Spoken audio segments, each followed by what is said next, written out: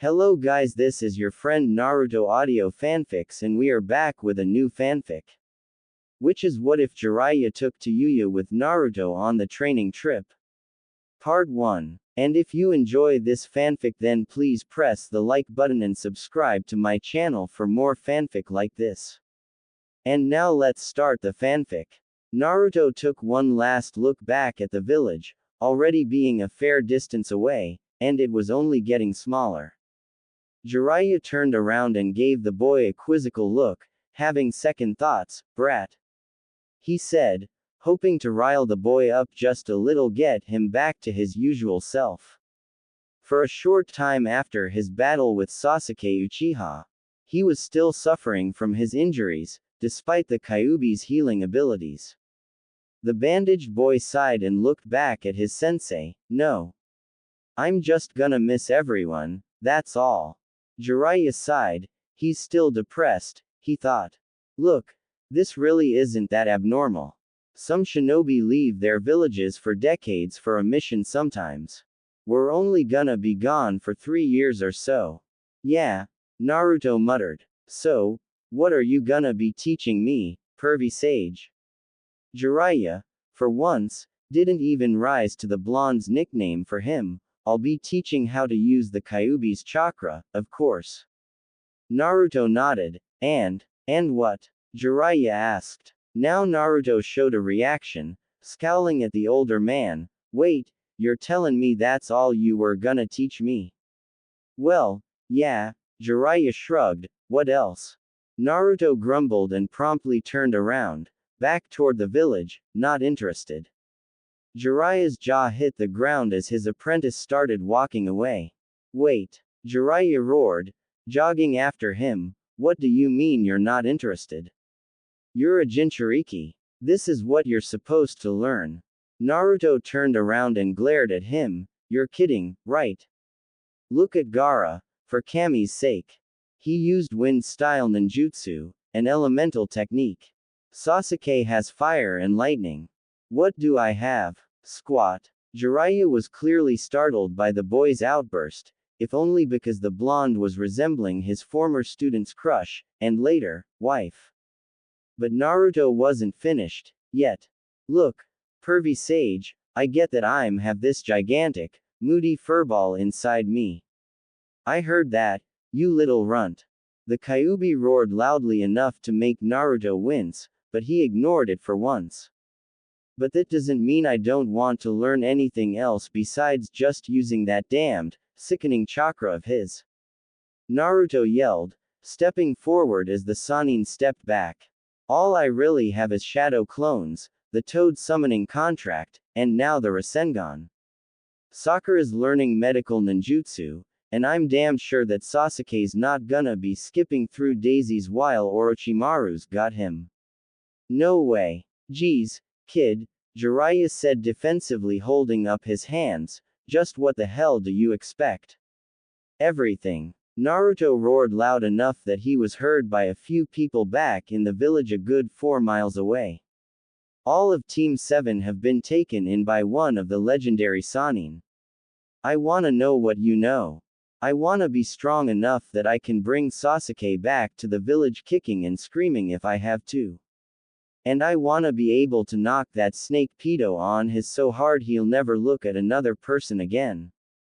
Jiraiya was beginning to see what Naruto's problem was, but Naruto was still ranting at him for one reason or another.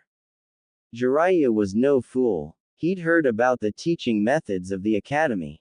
Loose with normal students, except for maybe Iruka, whom the blonde Jinchuriki looked to as a father figure from what he'd told him.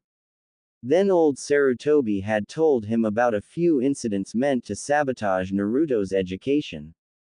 Nothing obvious. That is not until later, after Mizuki had tricked him into stealing the Forbidden Scroll. His tests and whatnot had been for advanced level shinobi that no academy student would ever need to look at. And no one had thought to check the boy's chakra levels as a solution of his with the clone jutsu, which had been rectified due to the shadow clone variation. Then there was Kakashi.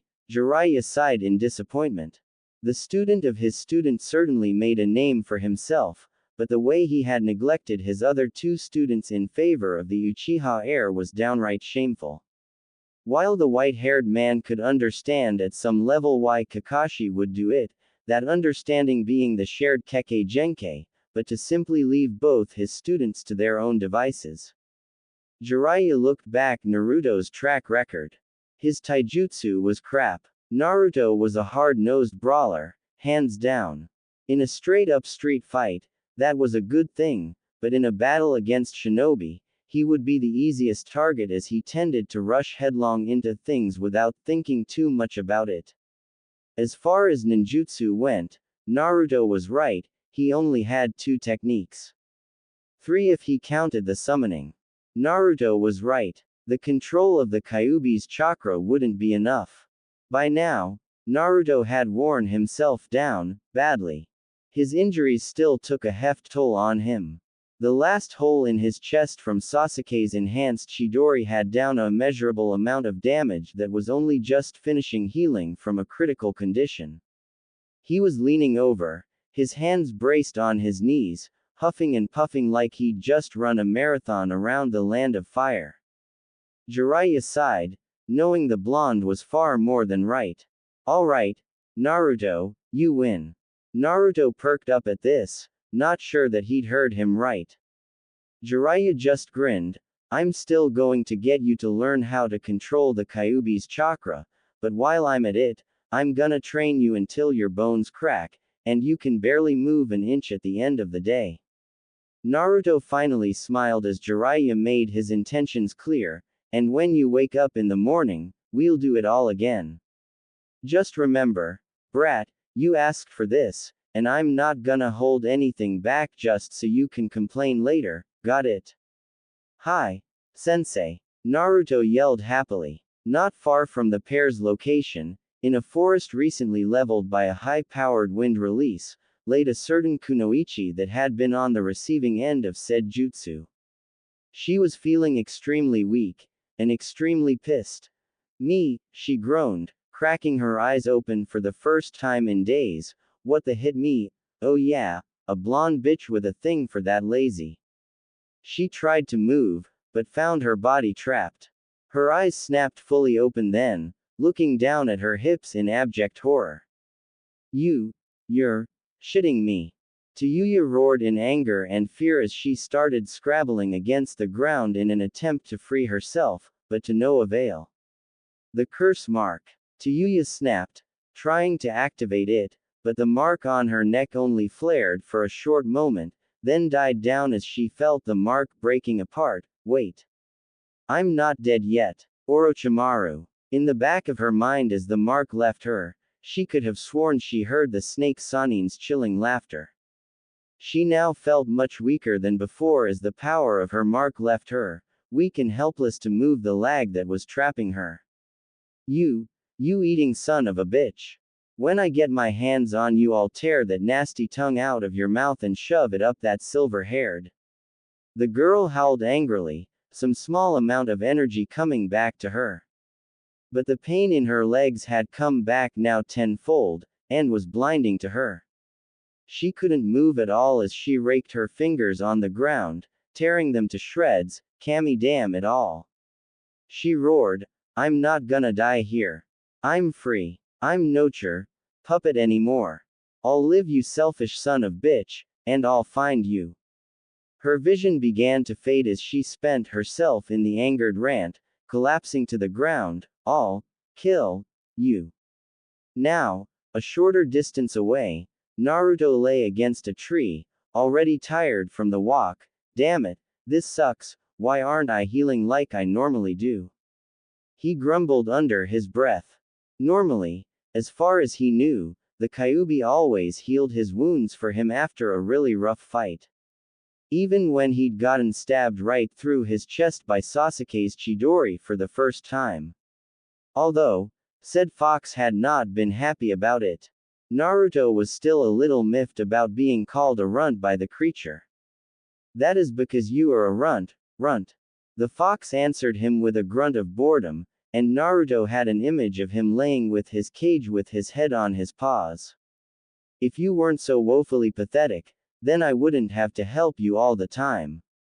You were damned lucky that you were already calling on my power before he struck with that blow, or else we'd both be dead, you for good. I on the other hand, would simple reform myself far away from the likes of your kind. Gee, furball, tell me how you really feel, Naruto thought sarcastically. You know you could have just let me die, if freedom's what you really wanted, right? The blonde thought at the fox, hoping that he would, for once, receive a positive answer. He wasn't disappointed. Bah, you really are an idiot, runt. As if I would allow myself, let alone my container, to be killed by another wretched Uchiha. That cursed clan has caused me no end of suffering since the dawn of the shinobi world. What's that supposed to mean? Naruto asked. You knew the Uchiha before the massacre. Damned right I did, the fox growled, surprisingly talkative for once. If I could call any ninjan family aside from my father, I would say that it had to be the Senju.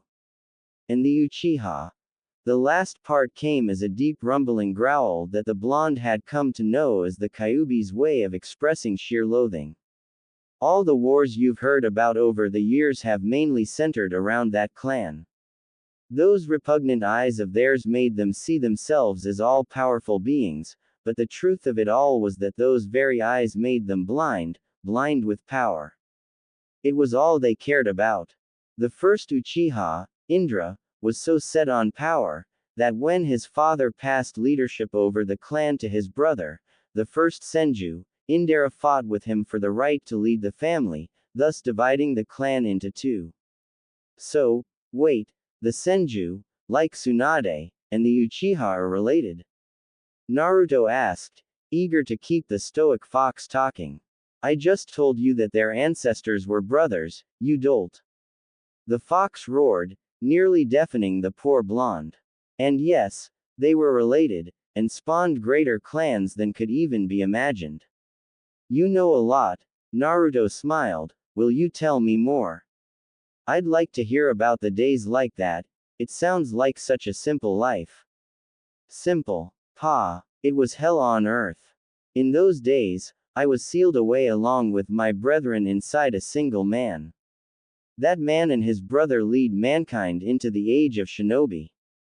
From these two men came the Senju, Uchiha, Hyuga, and Kagaya clans. These four clans had the four great Kekkei Genkai. You know that the Senju had an incredible chakra, the Uchiha had the eyes of the sage, or a small variation of it, while the Hyuga got their Byakugan from the brother, Hamura, and somewhere the Kagaya were born with the Shikatsumyaku, or dead bone pulse, utilizing their own bones as weapons. In my opinion the Kagaya were closely related to the Hyuga at one point in time. These two Kekkei Genkai were the only ones brought the world through my father's brother. That's so cool, Naruto thought, getting a little of his energy back. Two men produced so many clans. It's not that incredible, the fox sighed. Back then, it wasn't uncommon for men to take more than one mate to preserve their bloodlines in case an heir died in battle, or suffered a deadly illness.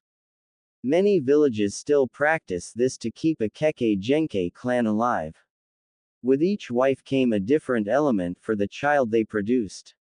Sounds like a crazy idea, Naruto thought with a sigh. Seriously, who could handle more than one girl?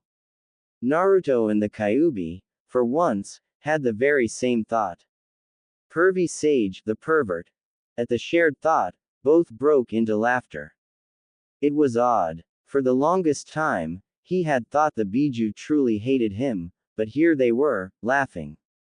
The fox caught the silent question from his container, and growled, I do still hate you, runt.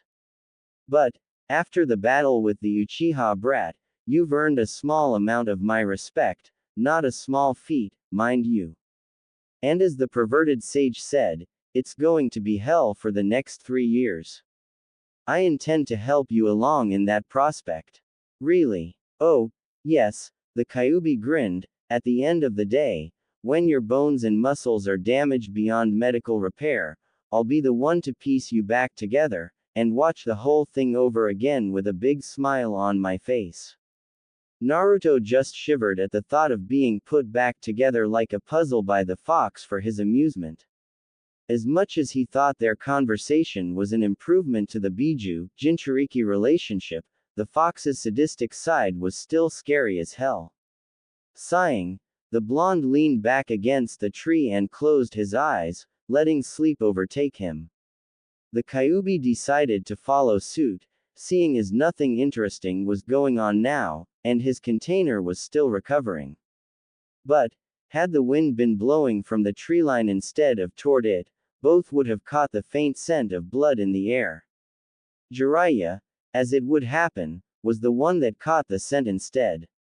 He was gathering firewood for the evening, seeing as Naruto still needed rest from his injuries. Though the wind may have been blowing in the opposite direction, there was one thing that alerted the Sannin. Overhead, circling, was a group of carrion birds.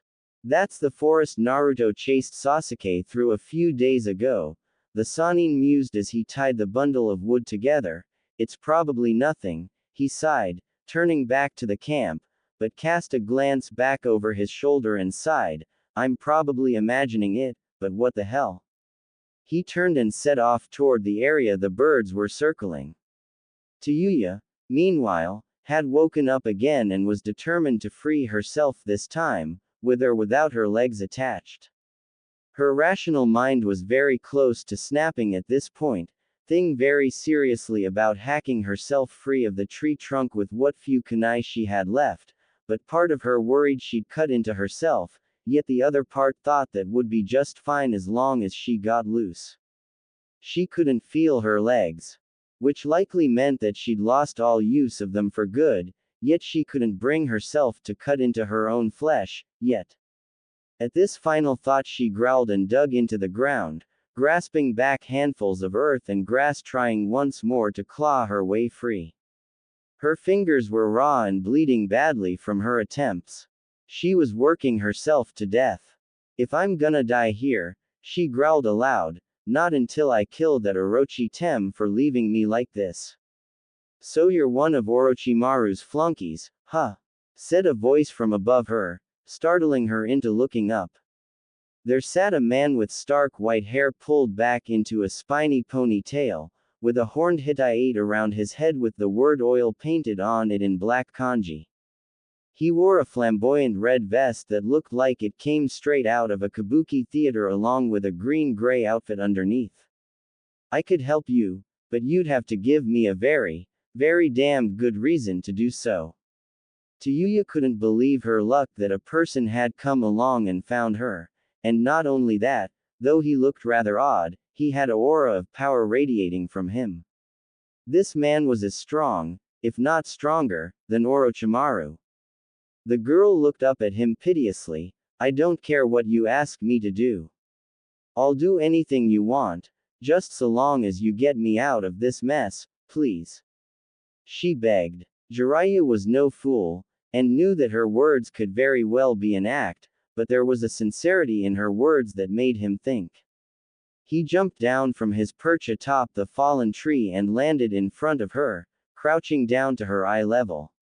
What I want from you, girl, since you seem dead set on killing my old teammate, is for you, a former Oto Nin, to lead me to his hideouts, all of them. Swear by the Rakudo Sennin, and I'll help you out. If not, then I'll leave you here for the birds. Former teammate. You can't be Jiraiya. Tayuya yelled, raising a little from where she lay. The same. Jiraiya nodded. Tears sprang to the girl's eyes, I swear. I'll do whatever you want.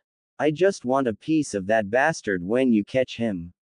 Done. He bit down on his thumb, summoning jutsu. There was a large puff of smoke that lifted the man from the ground as he now stood atop a gigantic green toad with two swords strapped to his sides. Gamahiro-san, good of you to come. Jiraiya greeted. Gamahiro looked up at his summoner. Good to see you, too, Jiraiya-san, but why have you summoned me here? I see no enemies around.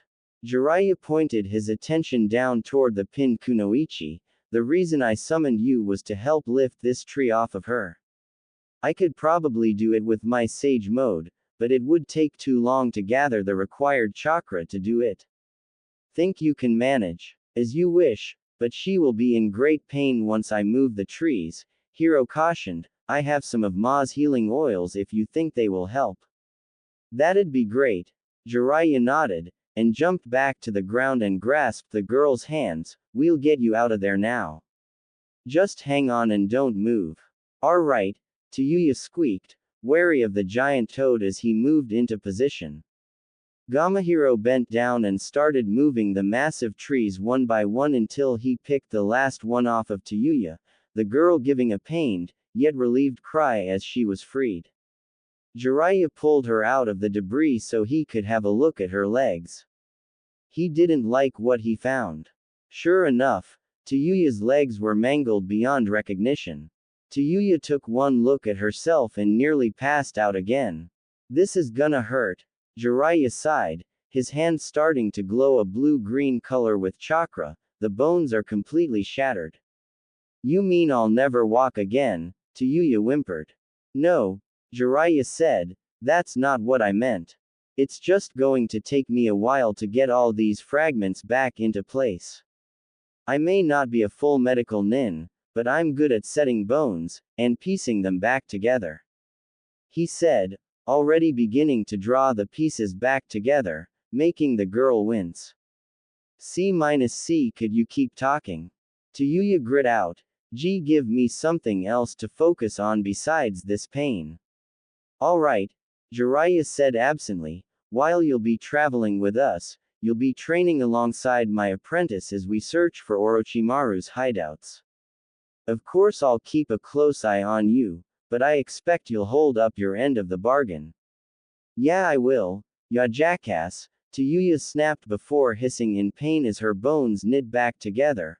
I'm a lot of things, but a liar ain't one of 'em. Ow. Jiraiya pulled a large piece of wood out of her left leg. Good to know, Jiraiya smirked. If that's the way you think, I may take you on as a second apprentice.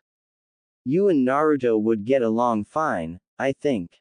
That name struck a chord in Tayuya's memories as she recalled the pineapple-haired Nara calling his blonde friend that name before he leapt over her after the Uchiha.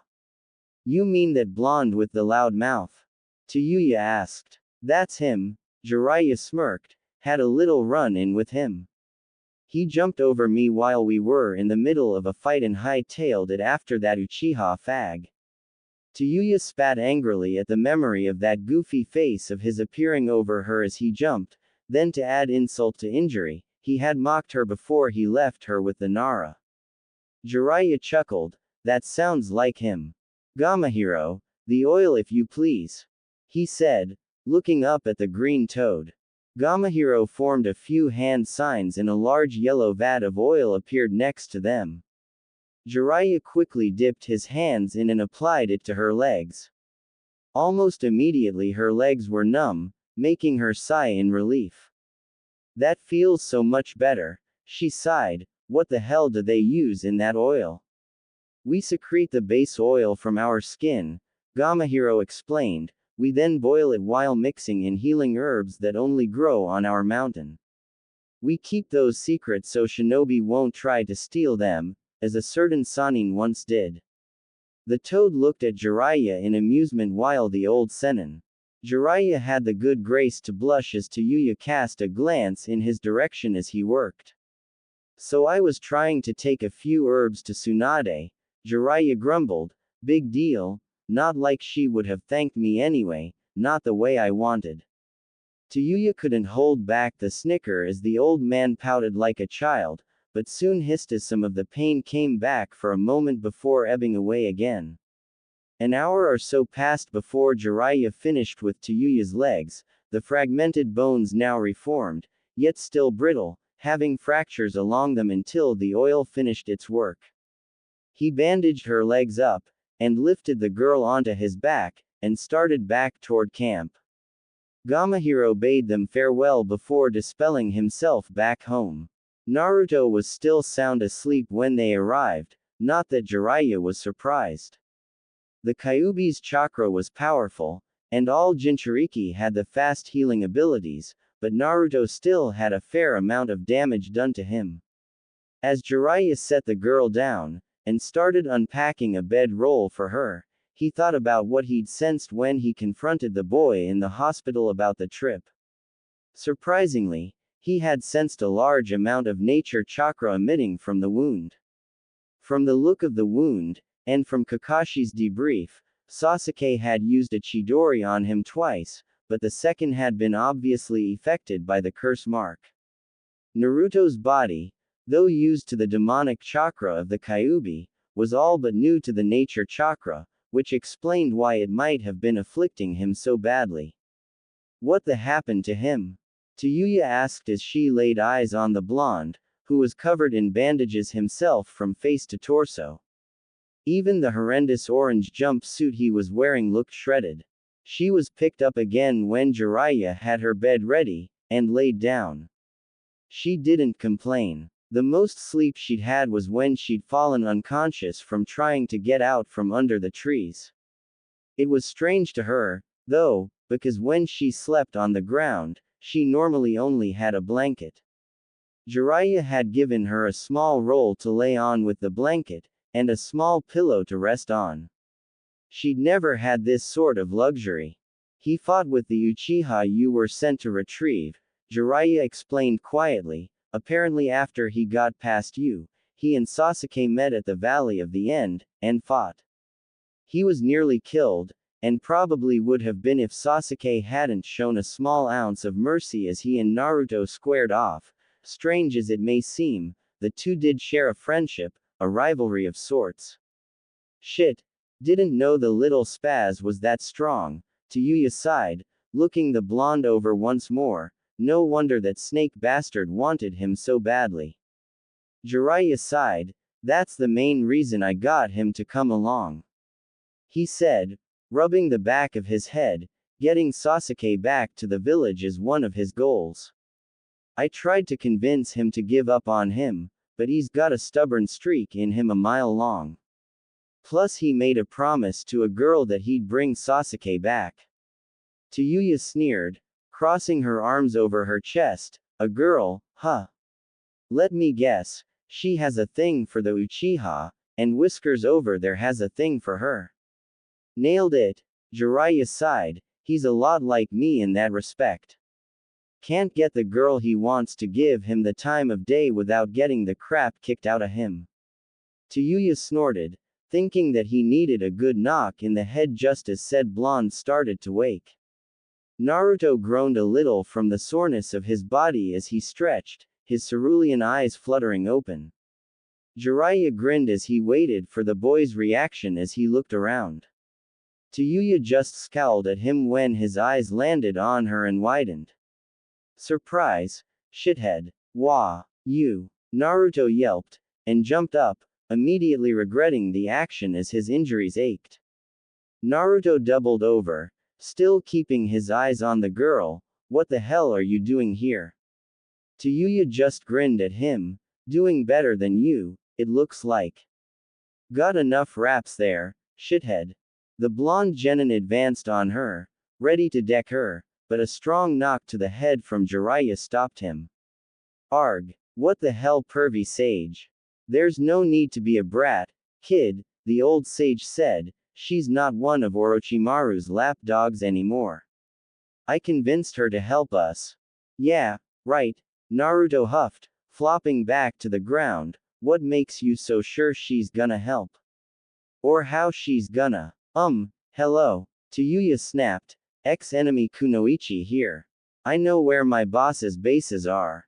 All of them. And she swore an oath to me that she'd help us. Jiraiya stepped in, as long as she got a shot at Orochimaru herself, then she's in. She doesn't even have her curse mark anymore, or else she would have been long gone by now. The blonde was still skeptical at this point, and Tayuya's smirk wasn't doing much for his temper at the moment. What good is she going to do us? Naruto asked, looking pointedly at her bandaged legs. she can't walk, can she?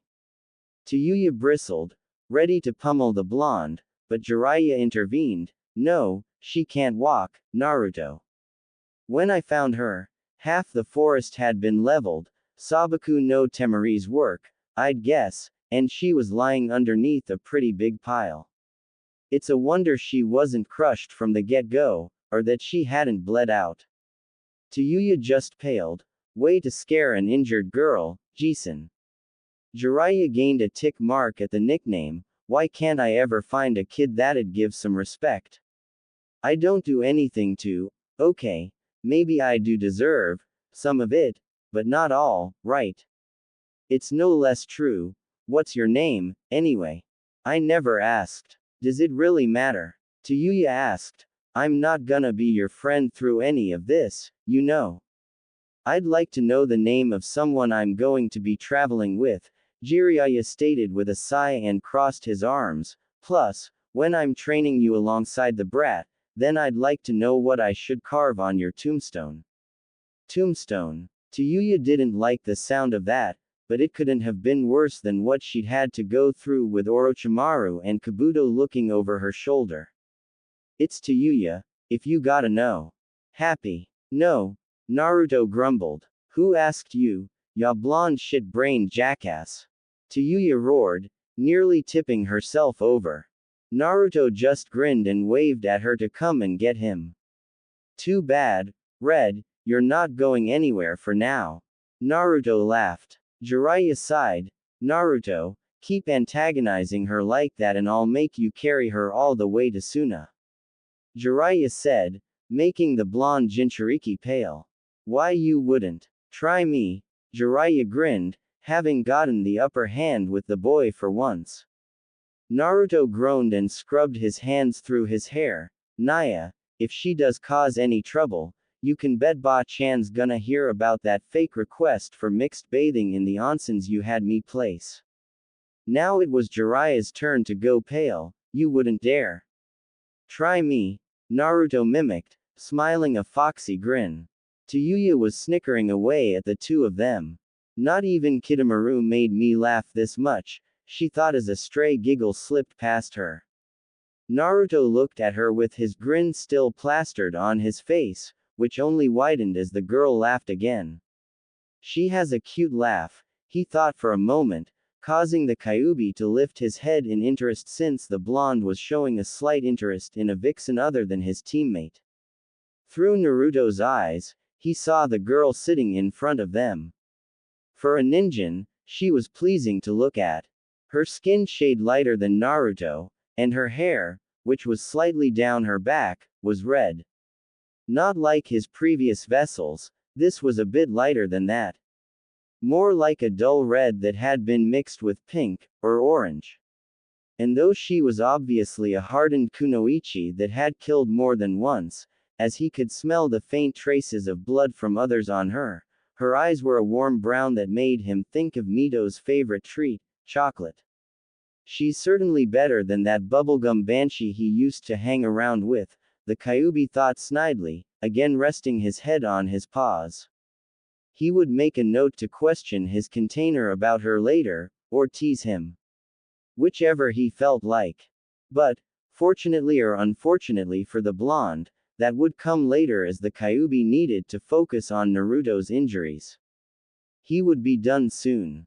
As the evening wore on, Naruto seemed to gain some mobility back as the Kyuubi healed the worst of his injuries, and by that time he had gotten used to Tayuya being around. As it turned out, the kunoichi was fairly sheltered about life outside Orochimaru's clutches. When Jiraiya dished out supper that evening, instant meals that only needed hot water, ramen in Naruto's case, she was surprised at how much of it there was. Normally a meal to her was a soldier pill, or a few grains of rice. She had been conditioned to live off the bare minimum of nutrients, and keep her body strong without much food. Not while I'm around, Jiraiya pointed out, I don't let my students work on an empty tank. But speaking of dietary needs, Naruto, you need to start eating other things besides ramen. What? Naruto asked through a mouthful of noodles, but why? Jiraiya palmed himself in the face. To get you to grow. Haven't you ever wondered why you're such a runt? It's because you don't eat right. Naruto huffed and slurped the rest of his ramen down. Yeah, well, you try getting food when the stores throw you out every time you try to go shopping. I only managed to get cup ramen from them because I'd transform into someone else, or have Hokage Jij or Kakashi sensei with me. Jiraiya suppressed an angry growl at this. Hadn't the Hokage tried to do anything about Naruto's treatment in the village? Kami only knew what would happen once he found out who his parents were, and who he was, too. Jiraiya was not looking forward to that, not at all. Tayuya was too busy slurping down her own dinner to listen to them. It was way better than soldier pills, that was certain. Naruto gabbed another cup and poured some water into it. So, where are we going? Jiraiya just shrugged. For now. I just want to gauge your abilities. So we'll stay in the next town we come across for a short time. Then, when Tayuya's better suited for travel, we'll head towards Kiri to resupply. By then, you two should be at 100%, and I'll check out your chakra natures. Chakra natures? Tayuya and Naruto mumbled, asked as one had a mouthful of food. Yes, Jiraiya nodded, it's what tells you what element you're best suited for. He explained, for example, Sasuke's primary element is Raiden, and his secondary element is Kaden. That's not uncommon for Uchiha clansmen to have, but the Raiden is slightly rarer.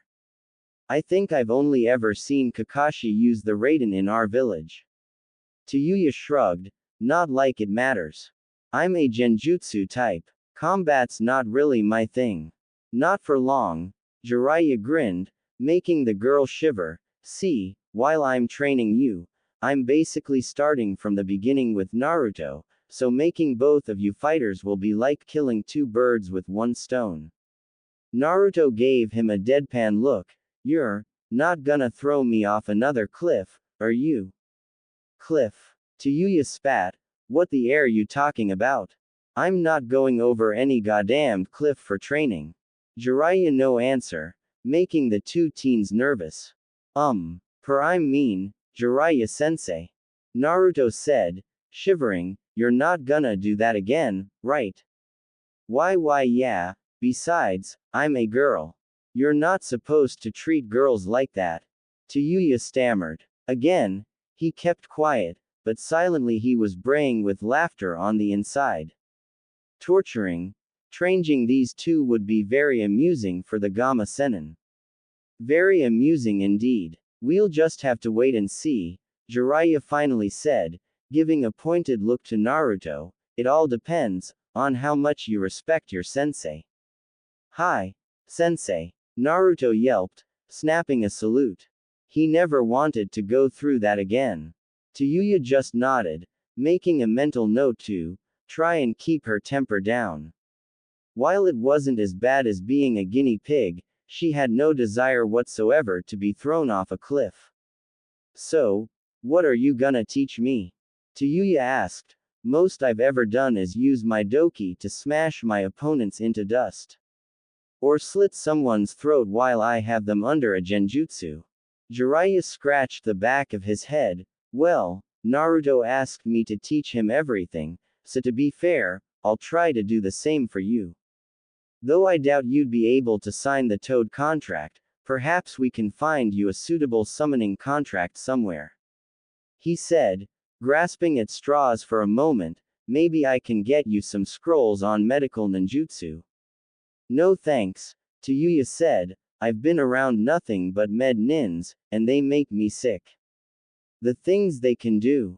I'd rather be a combat fighter than a healer. Suit yourself, the old man shrugged, so it's strength training in ninjutsu for both of you.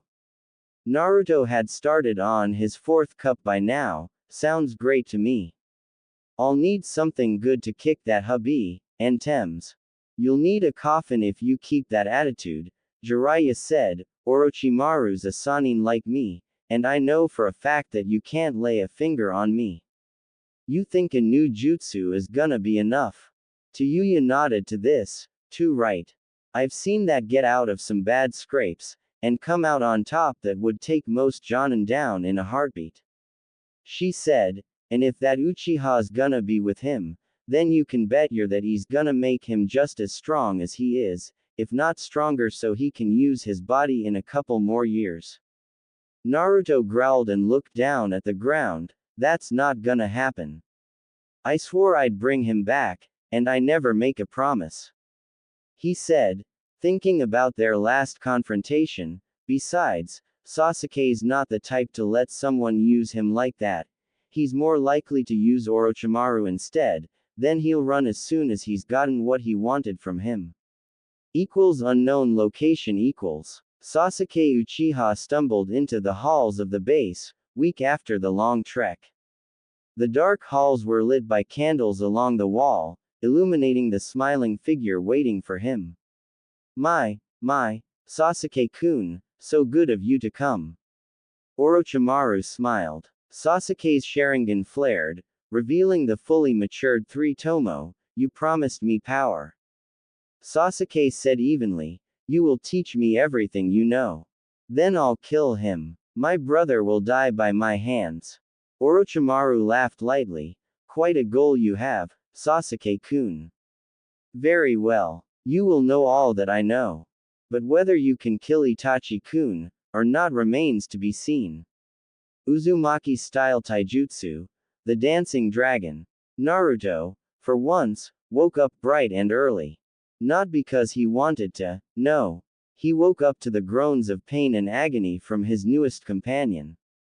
He glanced over at her sleepily, still rubbing the sleep from his eyes. She was sitting up, hunched over her own legs and clutching them to her chest in clear pain. What the hell's up with you? Naruto asked groggily, yawning. Tayuya simply glared at him. What the wrong? My legs feel like they're being set on fire, you dipshit. That's what's wrong. Tayuya screeched loudly, making Naruto cover his ears, and come fully awake. Her yells also awakened a fairly cranky fox. Grr. I take back what I said about her being better than that banshee. He grumbled and covered his massive ears with his paws. I think she might be worse. Cut her some slack, Naruto groaned. She's injured, remember. I've eaten people that didn't complain that much. The Kyuubi snapped, but Naruto managed to ignore him for a moment while he got up to try and aid the girl before she injured herself further. What do you need? Maybe I can help, Naruto offered. Tayuya ground her teeth to bite back the tongue lashing that would have come. The blonde was only trying to ease her pain, yet she was ready to send him packing had she not watched her tongue. Before she could give him a civil reply, Jiraiya appeared next to her, a small jar in his hands. It's nothing a bit of toad oil won't fix. He told the two, after this, you should be able to go without pain unless you overexert yourself. Naruto watched him as he unbound Tayuya's legs, seeing now the damage that had been done to her. While the oil that had been applied yesterday had improved her mangled legs, Tayuya was still horrified by the state of her legs. The gashes caused by the trees had healed over, yet the angry red scores were still there, and so were the broken bones. Damn, Naruto and the Kyuubi said at once when they saw the injuries. Indeed, Jiraiya said as he applied the oil to Tayuya's wounds, the girl giving a sigh of relief as he did. That's better, isn't it? Much. Tayuya sighed. Thanks, Jisun. Jiraiya growled at her. What did I say about respect, young lady? Tayuya just grinned at him. I forget. Cheeky. Jiraiya grinned back. I like that. Naruto smirked and handed him a fresh roll of bandages. Thanks, Naruto. Now, how are you feeling? Naruto flexed his muscles experimentally, feeling no pain in his limbs, then prodded his chest. Looks like I'm back to normal. I can't feel my chest wound anymore. Good. Jiraiya grinned, because today, while we rest here, you and I will start on your taijutsu training. And Tayuya-chan, Tayuya growled at the affectionate, you had best pay attention, too. As far as I know, this is one of the most effective taijutsu styles I've ever seen. Really? Naruto asked excitedly. Cool. What's it called? Jiraiya sighed, not wanting to draw this out, yet reluctant to continue. Uzukan. Ryu no Mai. Naruto widened his eyes. Uzu. Jiraiya nodded. That's right, Naruto. As in Uzumaki. Naruto breathed out. Also right. Jiraiya nodded again. And, as you might have already guessed, you are an Uzumaki, not the clanless orphan everyone thought you were. Naruto was quiet for a moment, but Tayuya noted that his hands were shaking. And not just his hands. Naruto's entire frame was shaking from head to toe. Tayuya looked at his face, and saw that his blue eyes were flashing a dangerous red she'd never seen before. Jiraiya saw this and sighed, let it out, already. Naruto growled, why wasn't I told? That you had a clan? Jiraiya asked, shrugging, Sarutobi-sensei made a law that no one could speak about certain things about you. Your parents, your condition, he said pointedly looking at his stomach, nor your clan. Some of them had valid reasons. The one about your clan and family was the simple fact that you, being who you are, one of the last surviving Uzumaki, would have enemies without even knowing it. So what? Tayuya sniped, he's the last one. What the happened to the rest of them? She asked. I've never even heard of the clan before. Yeah. Spill it. Naruto snapped. I wanna know everything. Jiraiya nodded, having seen this coming. The Uzumaki clan was, in essence, an offshoot of the Senju clan, which gave them a chakra like no other clan, not even the Senju. He said, looking back to the boy, you have that overwhelming chakra, and more, Gaki. The Uzumaki were chakra monsters, almost like Biju, which made them feared throughout the lands. They were masters of Kenjutsu, Fuinjutsu, and Taijutsu. And they were the only shinobi capable of surviving a Biju being extracted from their bodies. Naruto thought this over and decided to put a question to his tenant, did you know? The fox raised his head lazily, what do you think, brat? And you said nothing. Why should I have to say anything to you, period? The only reason I started speaking to you is because you barged in here, demanding my chakra, then you had the idiotic luck of returning here time and again, forcing my hand. I want to know about my family, damn you. The Kyuubi raised his head to full height now, grinning maniacally, oh, there's a nice change. Poor little Naruto, cast out all his life finds out he had a clan, and now he looks to me for answers because his teacher probably won't say anything. Well, you can forget it, brat. The Kyuubi sank back down to the floor and rested his head on his paws. Perhaps when you can beat that sensei of yours and gained a little more of my respect, then I'll consider telling you a little about your clan. Naruto growled and looked back at his sensei, who was waiting for his next question, what about my parents? Gag order, Jiraiya sighed, no one except the Hokage can give me authorization to tell you, much as I'd like to. I'll send Tsunade message in a day or so and ask her about it. He said, crossing his arms, anything else? No, Naruto huffed, now teach me my family's taijutsu. Jiraiya nodded, first create a few clones, 15 or so, and I'll demonstrate. He said, and as Naruto did as he was told, leaving Tayuya slightly awed by the number of clones, Jiraiya reached out and pulled the Hittite down over the original's eyes. What the? Naruto roared, and Tayuya snickered, along with his clones. You will sit here, with that over your eyes, while I take out your clones, Jiraiya ordered, and if you try to peek, Tayuya will knock you in the head, understood? Hi. Naruto squeaked. Tayuya simply grinned at the man, a silent thank you on her lips. Alright, Clones, let's get to work. Jiraiya roared, jogging to the middle of the field. All the eyes of the clones were on him, wondering what he was doing, but they followed.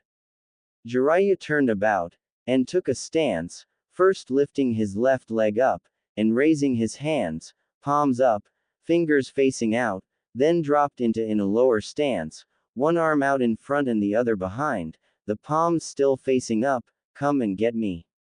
A Naruto clone grinned, charge. As he launched himself, the rest of the clones followed. A big mistake as Tayuya watched in fascination. Jiraiya took the first clone down by whipping forward, his feet never leaving the ground, and knocking his feet out from under him. Next he grabbed the same clone by the arm and swung him overhead, slamming him into the next one, dispelling them both at once. The movements were almost like a dance as whirled around, taking down the clones in a whirlwind of motion. The way he whipped his arms around was almost like he was using a sword. The final clone was taken out with a reverse elbow strike to the throat, and she caught Naruto grimacing, which made her think he was peeking and conked him on the head. Ow! Naruto yelped. What the hell? I wasn't looking. The hell you weren't. Tayuya smirked. I saw it on your face. Jiraiya, having dispatched the last clone with ease, smiled and walked over to the pair. That was because he was experiencing everything his clones went through. He explained, see, Kage Bushin is unique among the clone techniques. Whatever the clone learns, the user learns as well. Naruto's brow shot up at this. That's what all those memories were. Yep. Jiraiya smirked. The only thing you don't get out of it is physical training. Your mind will know everything your clones learn. It's really handy for training. Naruto just sighed. Wish I'd know that after I just learned the stupid jutsu. Tayuya snickered again, much to the blonde's annoyance. Really, shithead. Even I know about that kinjutsu, and I'm from Iowa. A vein appeared on Naruto's head. Would you please stop calling me that? No, Tayuya smirked. Anyway, Jiraiya interrupted before the argument go any further. With the shadow clones, you can get this down in a few days' practice while Tayuya heals. Then when we move on, I'll test you in a spar. Naruto nodded. I get it, though I won't get the exercise from the practice, I'll get the methods down. He grinned. Man, this is awesome. I wish I'd known this the minute I learned this jutsu. Jiraiya just sighed, thinking that since Kakashi also knew the jutsu himself, he would have told him, lazy Jonin.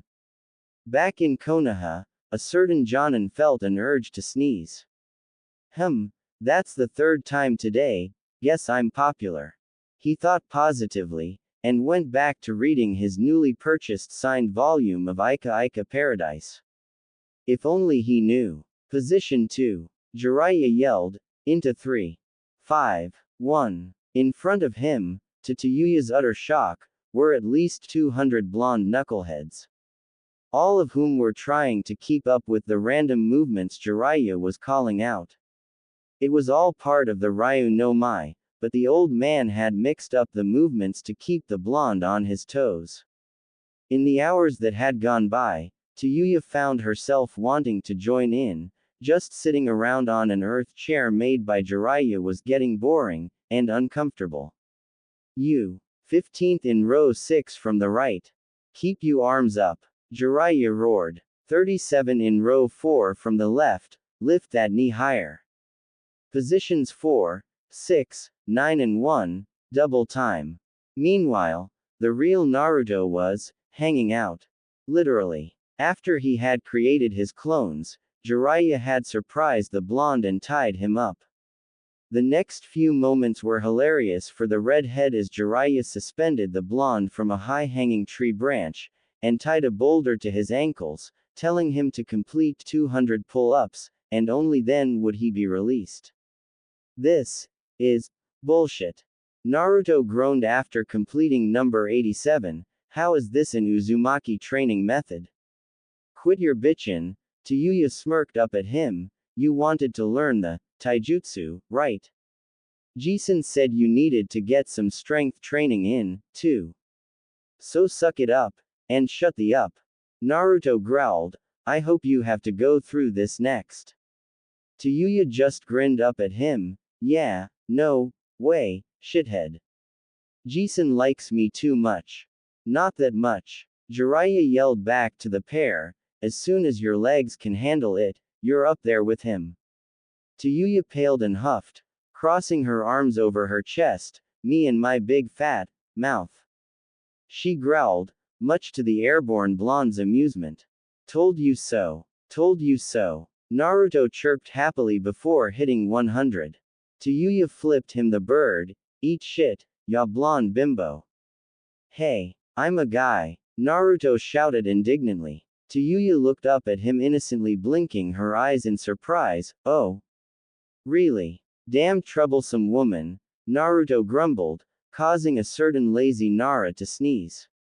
Hey, pervy sage, how long do I have to keep this up? My legs are gonna pop off. They'll grow back, Jiraiya laughed, and until you can master the taijutsu, then you'll need the strength training. You're strong on your own, but not near strong enough to use this technique effectively. Naruto grumbled something under his breath and grudgingly started again. 101. Another hour later, and Naruto was finally finished. He lay sprawled out on the ground, his wrists and ankles raw from the rope. That was brutal. The blonde panted, not caring that Tayuya was laughing at him. How the hell did my family members put up with this shit? Jiraiya was sitting on a rock just beside him, having dismissed beaten to oblivion his clones. He was certainly impressed at how quickly Naruto had completed his exercise. Honestly, that was the watered-down version, he said, much to the teens' horror. If that had been the true version, then you would have started out on the ground, tied to the first rock by your feet, while your hands were bound to another rock, which would have been the same size, and suspended over a tree branch with a line holding it in place. That same line would have been cut, the rock would have dropped, hoisting you into the air, and equaling out the weight of the other rock. Tayuya was utterly horrified. That'd snap his back, you crazy old.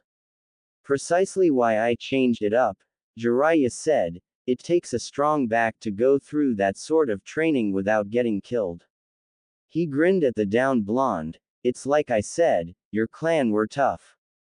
No shit, both teens said simultaneously, surprising the pair, and causing the old sage to laugh at them. But you did good today, Naruto, Jiraiya chuckled, your clones did the movements perfectly after a few short hours. Another couple of days, and you should be ready for the spar. Naruto cracked a small grin from where he lay. Great, so where do we go from there? He asked. I mean, what's after the taijutsu training? Jiraiya thought for a moment. Well, as soon as Tayuya's well enough for travel, a day or two given the properties of the toad oil, we'll head the next village for supplies like I said, and once we find out what your affinities are, we'll travel to the next hidden village that specializes in that particular jutsu. Tayuya looked down at her legs, not believing she'd be able to walk again so soon, but then again, the oil was working wonders she'd never even seen Kabuto do. What about me? Jiraiya gave the girl a look. The same applies to you, Tayuya-chan. Don't call me that. Once I find out your chakra nature, you'll be trained accordingly. He said, ignoring the outburst. And remember, I'm giving you some leeway here. Betray my trust. He gave her a dark look, and I'll make you wish you were still under that tree. Tayuya broke out in a cold sweat and nodded nervously. I'm not a backstabber, I already told you I never lie. Good. Jiraiya grinned. Now, Naruto, there's a river nearby. Help Tayuya down to the water so she can bathe. The blonde shot to his feet. What? As if. Tayuya snarled. No way am I stripping bare ass in front of this shithead. He's only going along to make sure you stay out of trouble, like drowning, or getting swept off with the current. Jiraiya pointed out, and sighed, and I hate to be rude, to Yuya-chan. Oi, but 3 days under a pile of trees has done nothing but make you stink.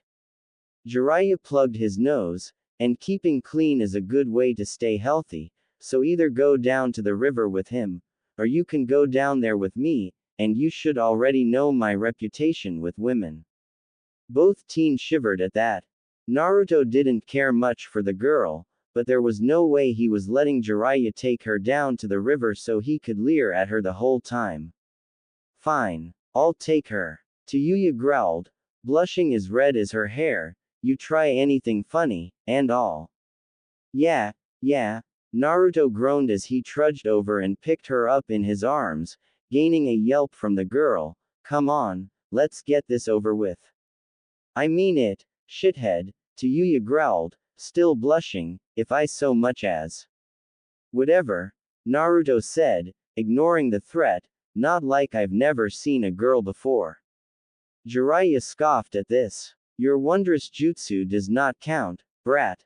He laughed. Naruto turned and looked back over his shoulder. How the hell do you think I came up with that? Jiraiya crowed, so you admit you've peeped before. No. The blonde roared, making Tayuya cover her ears at being so close to him. I got chased into the bathhouse by those idiots that like to hate me for no damned reason. Of course I had to learn a damned good henge to pass. Jiraiya felt another pang of guilt hit him. Naruto, the blonde groaned and turned back around. While you're gone, I'll send a message to Tsunade about telling you about your parents. Naruto felt a grin tug at his mouth. I don't know what she'll say, but it's worth a shot.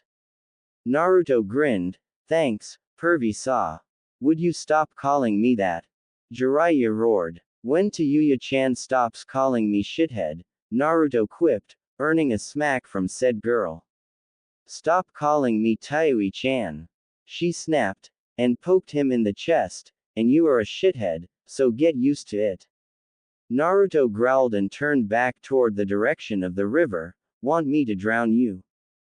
Just try it, Tayuya sneered, you'll be sleepin' with the fish before me.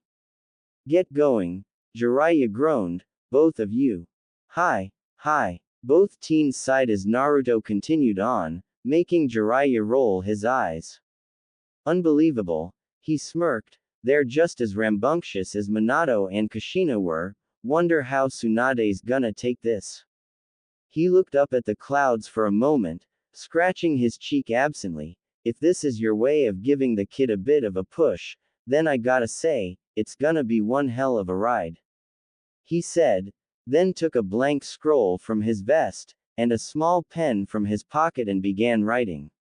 Meanwhile, Naruto had made it to the river, which was flowing a little fast for his taste. Well, pick a spot and I'll wait behind a rock or something. Naruto sighed to the girl in his arms. Tayuya was hard-pressed to do so. The river was very intimidating to a girl whose legs were, for the moment, as useless as a newborn's. The river wasn't very fast, but the current would be more than strong enough to carry her off if she were caught. Over there, Tayuya pointed out a small pool that was surrounded by rocks, and well out of the current. Naruto nodded and brought her over to the edge. Naruto blushed as he set her down. Don't need any help, right? Tayuya glared at him. You really are a little perv, aren't ya? Naruto growled. I'll take that as a no thank you. He got up from his crouch and found a big boulder to hop behind. Scream if you need anything. Tayuya glared after him, making sure that he was well out of sight before even kicking off her ruined sandals. Her kimono top was next, leaving her in a black sports bra that she favored over the wired monstrosities that some kunoichi her age wore for the sake of style, while she merely cared about comfort. Next went her cap, also ruined somehow, ripped in a fair few places.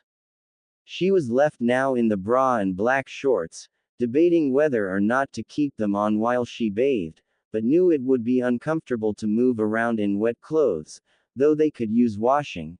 It she sighed and peeled off the remaining clothes. Carefully she dipped her toes into the water, yelping at the coldness of the river, then sighed as she slid in, letting her body float for a short while so she could move her legs about for the first time in days. They were stiff as boards, so to speak, but she felt far less pain now that she thought about it. After a moment, the water warmed up to her body, and she felt a genuine smile grace her lips.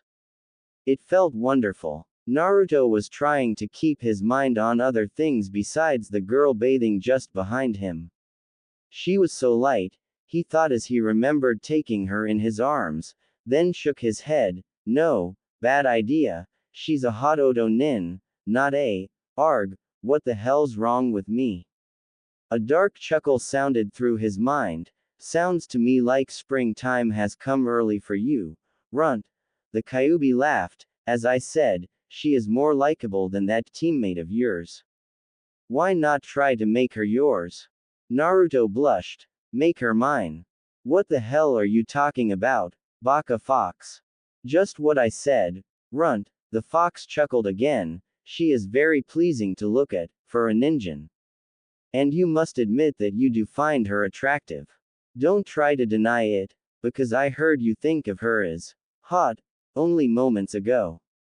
In the terms of the ninjan, I believe that this means you find her highly attractive. Doesn't matter. Naruto grumbled at the fox. I like Sakura. Please. The fox rumbled in agitation. That lump of a girl had done nothing to warrant your affections. For as long as I've paid attention, she's been lusting after that Uchiha brat. She's not the most attractive female in your village either. She has no to speak of. How would she produce milk for you kidlings should you mate? This got an embarrassed blush from the blonde. And that's not the only thing that flat about her. That blonde vixen was right to call her billboard. Alright, that's enough. Naruto snapped at the fox in defense of his friend Crush, so she's not perfect, big deal. That doesn't mean you get to go off on her like she's done to you almost every day since you teamed up with those two. The fox snapped, bearing any argument. Listen to me, Kit. I have seen ninjan live and die for 10 centuries. I can see true affections with but a glance. And let me tell you that that girl only cared for you as a friend, teammate, or brother, nothing more than that. Hell, her blonde friend had more affection for you than she did. And she was just as bad about chasing after the Uchiha. By now, Naruto's ears were ringing like a gong had been struck right beside his head. Sorry, I didn't know it bothered you that much. Naruto whimpered. Geez, Kyuubi, I know you're right, but don't you think she could change and learn to like me instead? Let me think about that. No. Again, Naruto's ears rang with the tremendous roar that the Kyuubi let out. Listen, I'll give you a little insight. The fox said, go ahead and have a peek at the red vixen. What? She'd murder me. Then don't let her see you. The Kyuubi said simply, and in return, I'll teach you one of the jutsu I became fond of in my younger days. Naruto perked up at this. The Kyuubi was willing to teach him a jutsu. His jailer. The Kyuubi sighed. Yes, damn it, now do as I say, and I promise you won't regret it. Naruto had mixed feelings about what he was about to do, but to learn a jutsu from a tailed beast. How could he refuse? Naruto slowly turned and crouched low, casting the smallest glances around the boulder as he heard splashing noises. He nearly lost it right there. Tayuya, though the water was well past her hips, was standing upright, splashing herself and scrubbing her arms gently. Her hair, wet as it was, clung to her neck and back, and part of to her chest. There was no denying the Kyuubi's claims now. Tayuya was beautiful, more so than he thought of Sakura. From the graceful curve of her neck and shoulder down to the sweet curve of her hips. He hadn't been able to tell from the baggy clothing she had worn, but she had the kind of figure that Sakura envied the most. And though her weren't large, They were certainly fuller than Sakura's, but still just barely past being bumps under her clothing. Kami. Hey. You're welcome, Kit. The fox said smugly as Naruto slowly retreated back to the safety of the rock, red as the fox's fur, or Tayuya's hair. How the hell am I supposed to look her in the face after that? Naruto wondered silently. This jutsu better be worth it, Kyuubi, because if she finds out. Hey, shithead, Tayuya yelled, startling the blonde, come pick me up. See coming. Naruto stammered, hurriedly getting to his feet. Tayuya had dressed, sort of as she was, only in her shorts and sports bra, the rest of her clothes lying in a forgotten heap, a fine thing for Naruto, since it looked like a shirt, but he couldn't fight off the blush on his face. A fact that the redhead noticed as Naruto collected her. You better not have peeked, she growled as she wrapped her arms around his neck for supports. I didn't, he said a little too quickly, and Tayuya smirked playfully. So, you mean to say that you passed up seeing the cute little mole on my chest? She teased lightly, curling her fingers through his hair, making the poor blonde shiver. You shouldn't have, it's shaped like a little star. But I didn't seeing anything like. AHA. Oh bam. The Kyuubi was laughing himself sick for that last bit. Poor Naruto wouldn't be walking straight for a while, at least until the fox took a little pity on him. He was a male, after all. What the heck happened to you? Jiraiya asked as soon as Naruto came into sight. Tayuya transferred to his back for certain reasons, limping. Tayuya wore a small satisfied smirk on her face as she sat up straight on his back, her arms crossed. It didn't take a genius to realize what had happened, especially when one was a super pervert. He peeked, didn't he? Tayuya said nothing, and directed Naruto over to her bedroll. Naruto groaned and let her down easily before limping over to his own bed. Jiraiya felt his lip twitching. Was it worth it? Naruto looked at his sensei for a moment before gaining a smug, goofy grin. Yup. Jiraiya took one look at the boy's grin, and the sour look Tayuya now had on her face, and threw back his head, laughing like a monkey. Pervert, Tayuya muttered with her cheeks puffed out cutely. He's lucky I couldn't kick too hard. When night came and the three turned in for the evening, Naruto sighed and rolled over onto his back. Well, you happy now? Very. The Kyuubi answered with a dark chuckle. Now I believe I owe you something. Yeah, you do. Naruto chuckled. I didn't get kicked in the nards just for a peek, you know. Tsunade looked down at the scroll that had been delivered to her via Jiraiya's message toad that morning. A slight twitch in her eyebrow was the only thing the hidden Anbu in the room had to go on to how annoyed she was. He can't be serious. The Senju growled under her breath.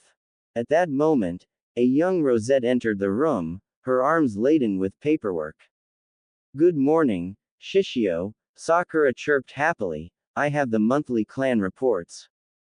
Hiyashi-san is asking for funding for expansion on the clan compound again, and the Akamaiki are. Tsunade sighed. Sakura, please, not now. I've got something else to worry about. Sakura regarded her sensei curiously. Is something wrong? You could say that. Tsunade sighed again. Jiraiya picked up a former Oto Kunoichi, and now he's asking me to take her as a shinobi of Konoha. Sakura was surprised. Was it one of the people that attacked the retrieval team? Yes, the blonde growled. How Jiraiya can openly trust her is beyond me. The girl nodded. I suppose he's just like Naruto in that respect, he likes seeing good in people. Tsunade scoffed. That's the thing. She laughed. They completely hate each other, according to this.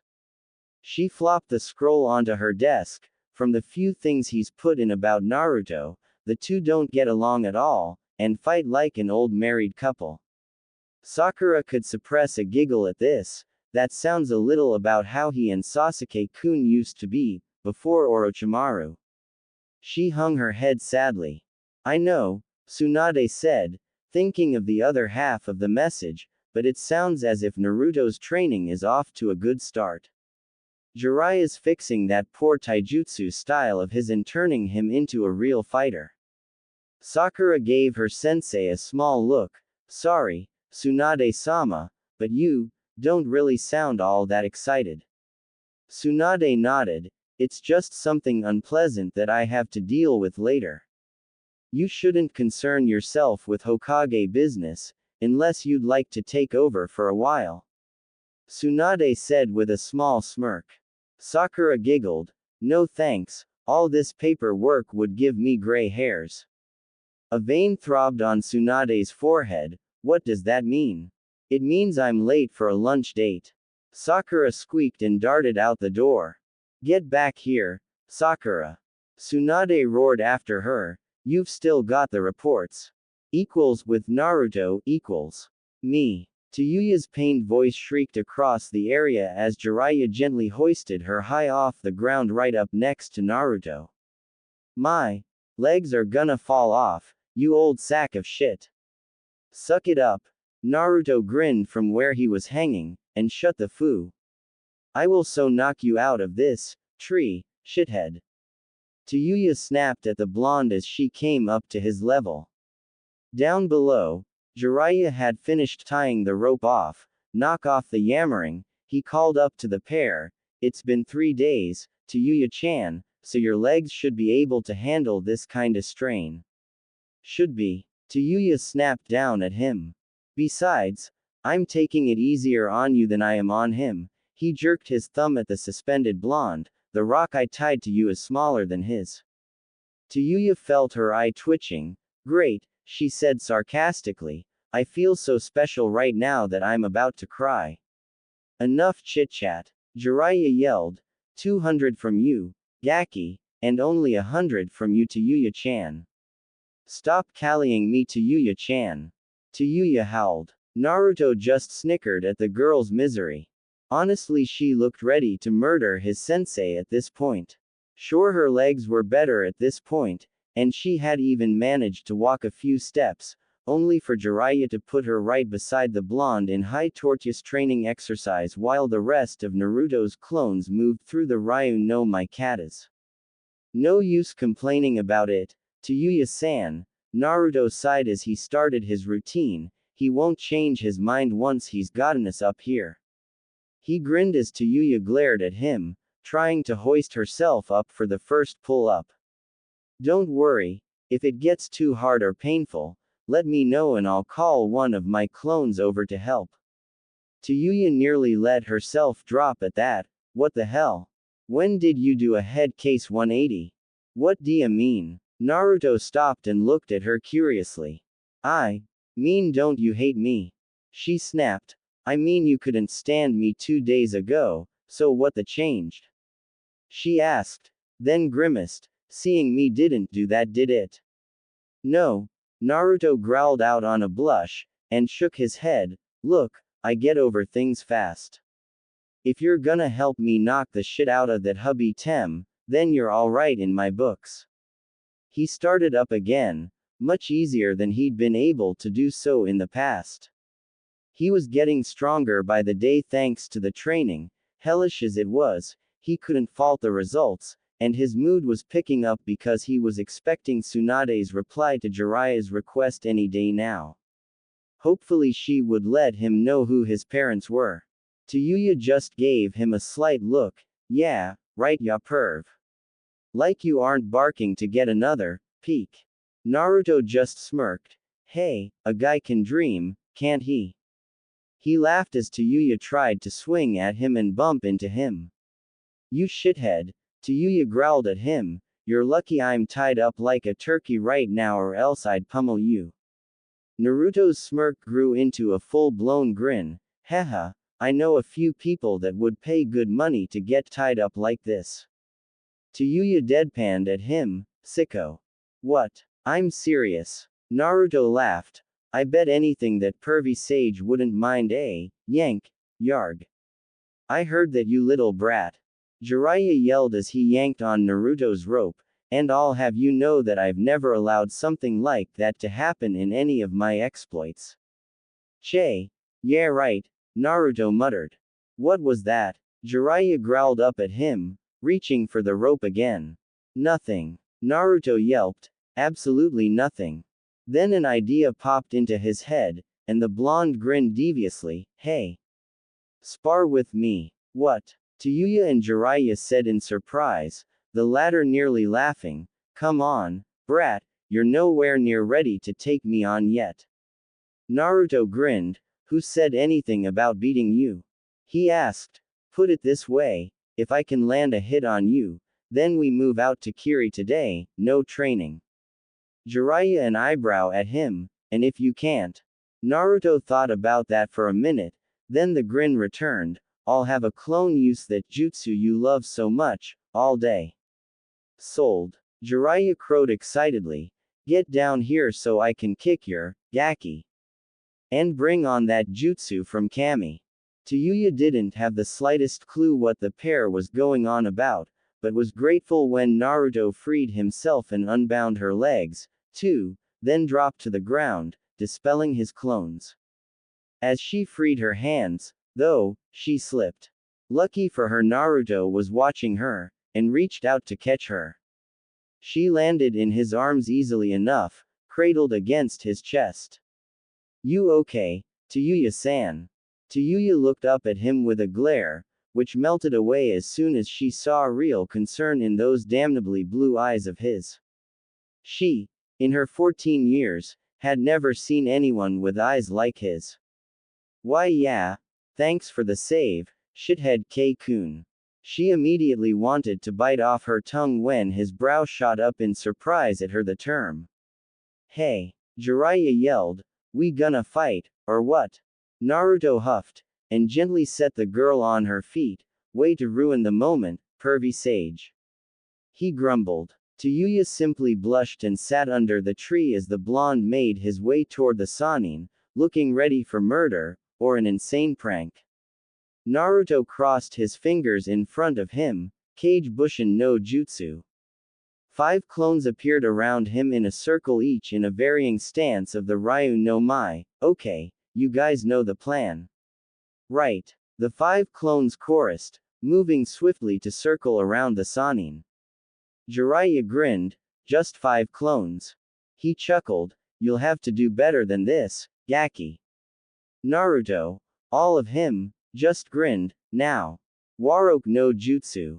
5 puffs of smoke erupted around the Sannin for a moment until. Ah. Tayuya arched an eyebrow as she took in the scene, no longer feeling any sort of kindness toward the blonde as his clones took the form of 5 shapely women, each one looking the same as the other, blonde, busty and. Oh, you have got to be shitting me.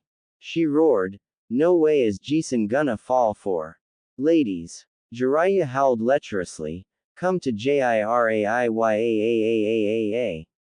Tayuya face faulted at this and struggled to get back up just as the blonde beauties glomped him, a big mistake as it turned out. Now, girls, Naruto yelled, but don't kill him. The girls grinned evilly. Bushin Dabakua. Huh. Jiraiya gulped as the clone vixen started to glow. Oh she, boom. Yee-hoo. Naruto covered his eyes against the sun as he watched Jiraiya's ascent, and, eventually, his descent.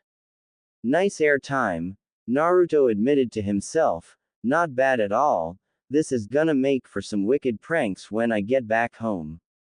Tayuya, stunned by the preformed jutsu, could only stare as Jiraiya came crashing back to Earth, landing in a crater slightly larger than he was. That was awesome. Tayuya yelled, pumping the air with her fists. Oi, shithead. You are so teaching me that jutsu.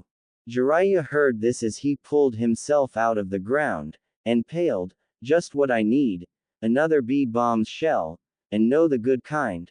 He groaned before sliding back down into the hole he had made.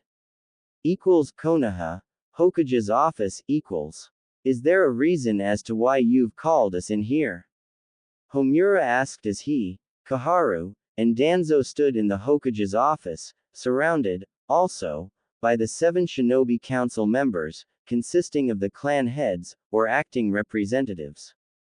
Tsunade was not particularly happy to see the 3 civilian council members, least of all Danzo. Though he was a member of a shinobi clan, he was the last of his family, so acted as part of the civilian councilmen.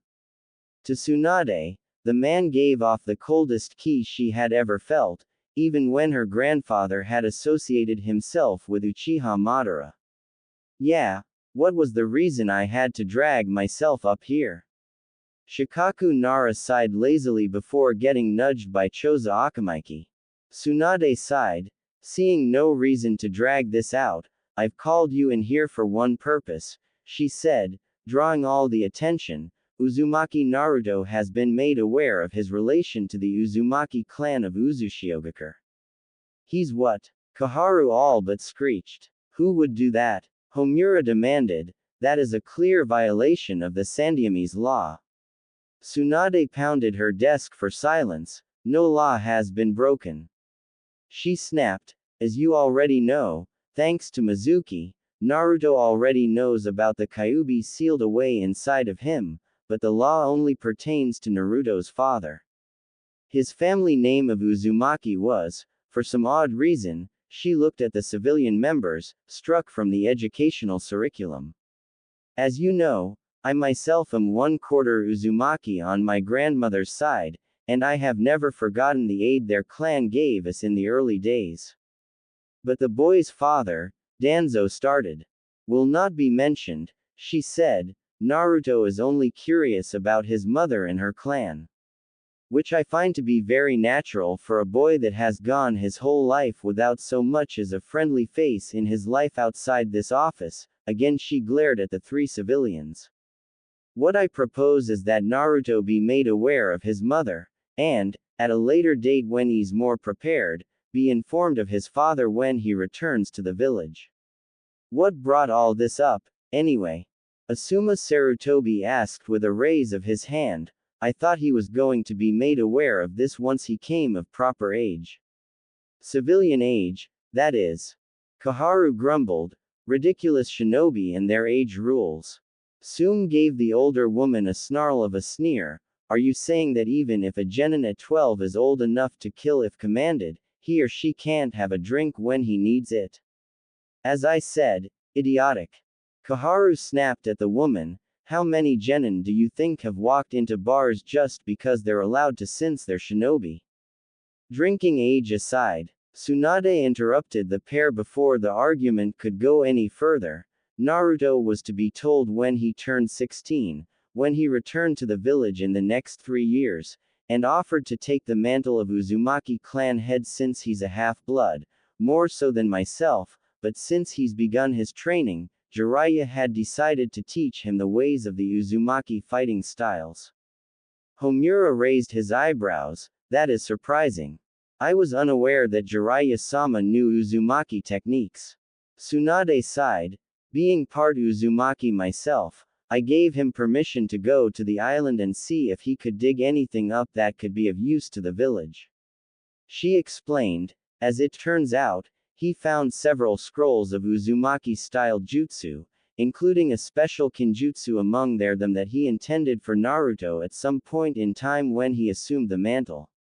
Interesting, Danzo intoned, and the blonde Hokage could almost see him licking his chops at the thought of another kinjutsu to add to the Konoha vault. What jutsu was it? That, Tsunade smirked at the old war hawk, is none of anyone's business except my own, and Uzumaki Naruto, we two being the last of very few Uzumaki left in the world. Should Naruto deem anyone worthy to share the technique with, they should consider themselves lucky beyond belief. Danzo was visibly perturbed, but said nothing. Now, back to my original point. Uzumaki Naruto will be told of his mother, but not his father until his return, agreed. Sum spoke for the shinobi, and said, he should have been told the minute he was old enough to understand such things. The Inuzuka clan head snarled. Keeping this from him only put him at the villagers, mercy for 13 years, and stunted the growth of a splendid shinobi. Here, Choza smirked, the boy deserves a bit of happiness after all this. The knowing of his mother would surely give him that. I must caution this, Koharu said, the boy's been shown to have an unstable personality at times. If he finds out, he may. Tsunade glared at the woman fiercely, silencing her. You have no power over my shinobi council. You say that I called you here, but in fact you simply heard that I had called a meeting of the shinobi clans, and decided to poke your long noses into it.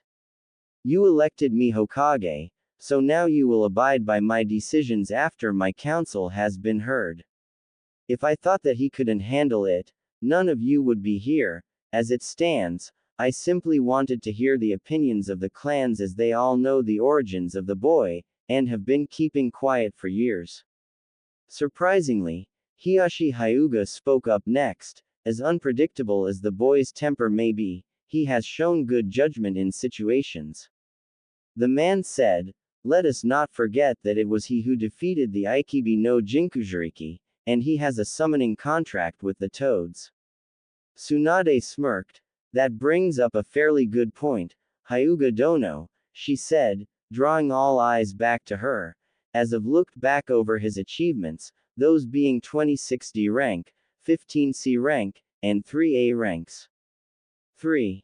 Danzo asked. His mission to Nami no Kuni was upgraded to A, Tsunade explained, plus the mission to Yuki, and the Kingdom of the Crescent Moon Islands. He's achieved just as much as his father had at his age. Not quite, Homura chuckled, remember the S-rank mission Minato did when he was still a genin.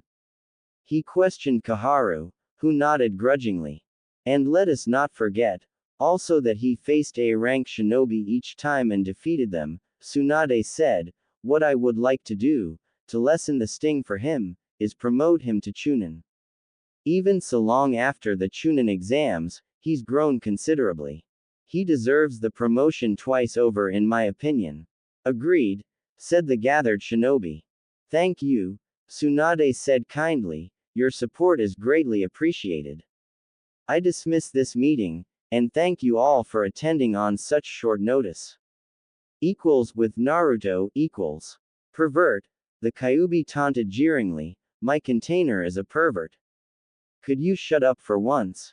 Naruto snapped, it's not like she can walk long distances yet. So you're telling me that you're not enjoying those lovely little orbs pressing against your back? Naruto remained silent as he found it difficult to focus for two reasons. One being the fact that Tayuya was on his back, piggyback, and leaning against him, which inadvertently pressed her against her shoulders, and the second being that he kept seeing flashes of her bathing running through his mind. Tayuya, for her part, didn't mind a bit as she was dozing contentedly against him, her arms dangling around his chest. The girl had stubbornly tried to walk after Jiraiya had recovered enough to hold up his end of the bargain, and move on to Kiri. Jiraiya had started leading the way after they packed up, but as they progressed, Tayuya had gotten further and further behind until she had hit her knees. Naruto had seen this and wordlessly offered her the ride, to which equally wordlessly accepted. The whole thing had amused their sensei to no end until Naruto told him to back off unless he wanted another demonstration of his exploding clones. That jutsu you showed me worked really well, by the way. Naruto commented, where did you learn it? I didn't learn it, runt. Biju can only preform the base elements they represent.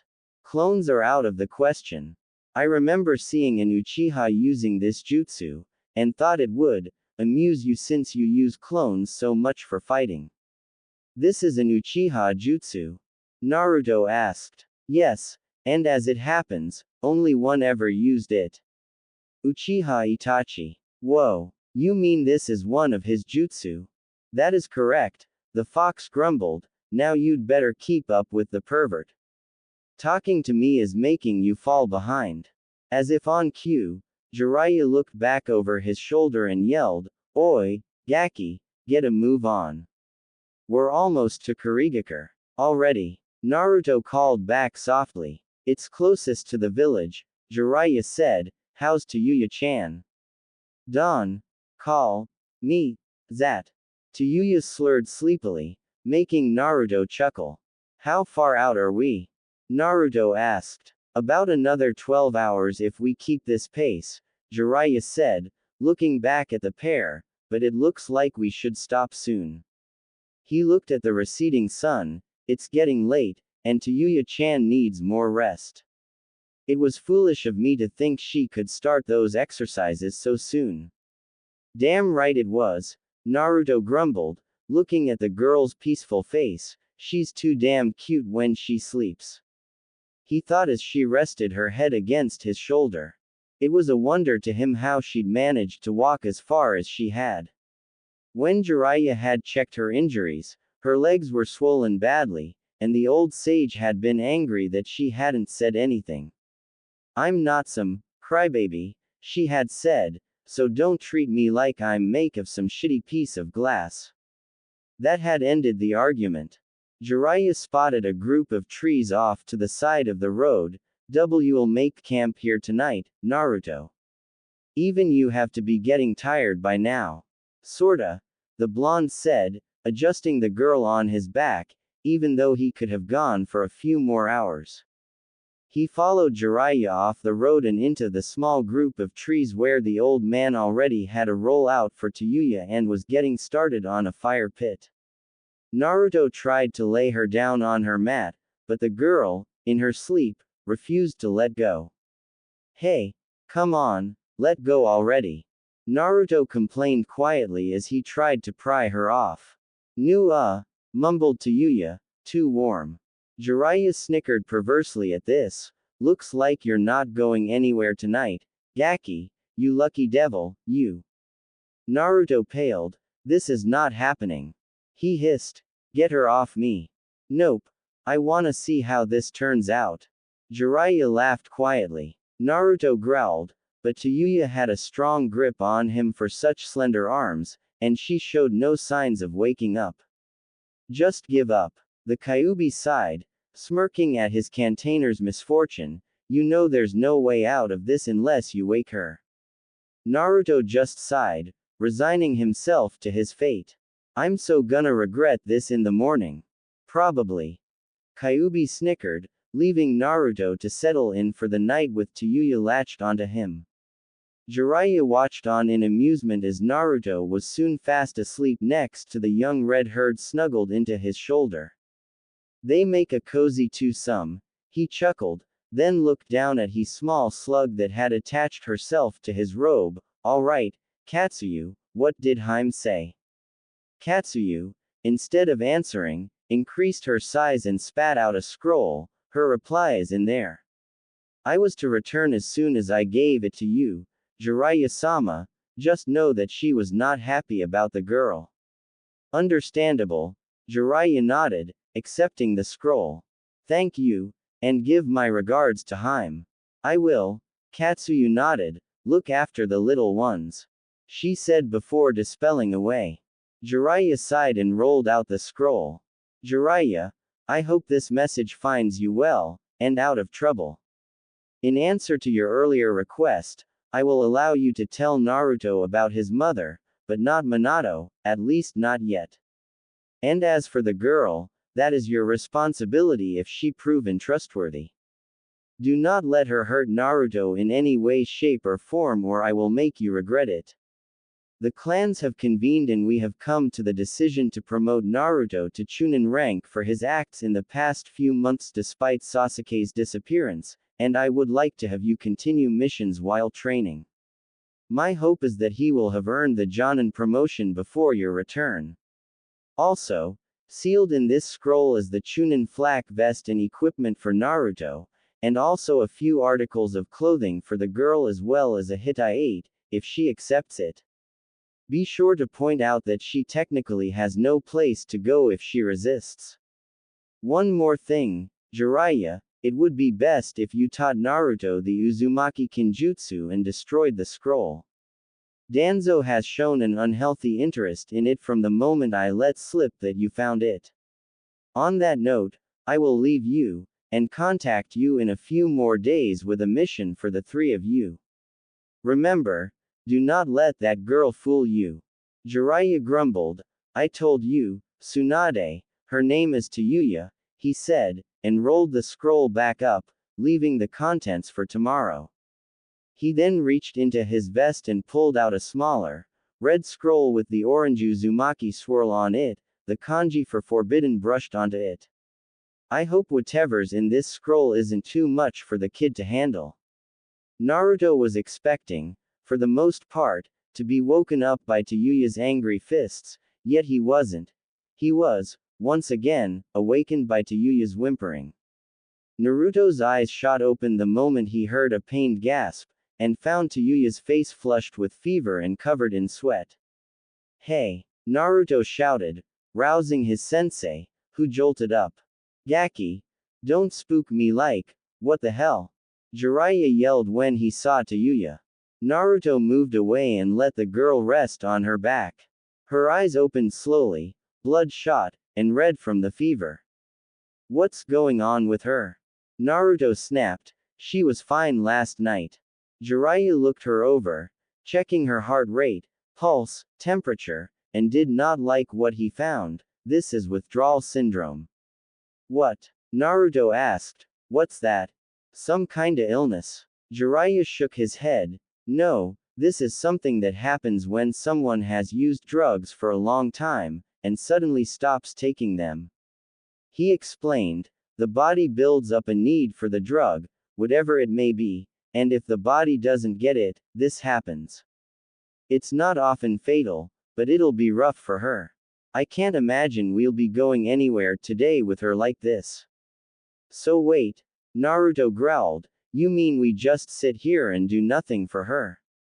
All we can do is make her comfortable, and wait for it to pass, the Sannin said. There's really no way to ease her suffering from this, not even painkillers, they'd probably make it worse. Jiraiya set about making the girl more comfortable on her mat, making sure that she had an extra blanket, the heat from the fever making her sweat profusely, meaning her body would soon chill. Naruto felt useless as he watched, wanting to do something to help her, but he didn't know what. Jiraiya sighed as he finished, and reached into his robe. Here, if you're going to worry about it that much, then this will take your mind off of her for a little while. He produced a small red scroll from his pocket. This is something I've been holding for you for some time now. He tossed the scroll to the blonde, who caught it with ease, noticing the orange swirl crest on the center. I've seen this on the Jonin flak jackets.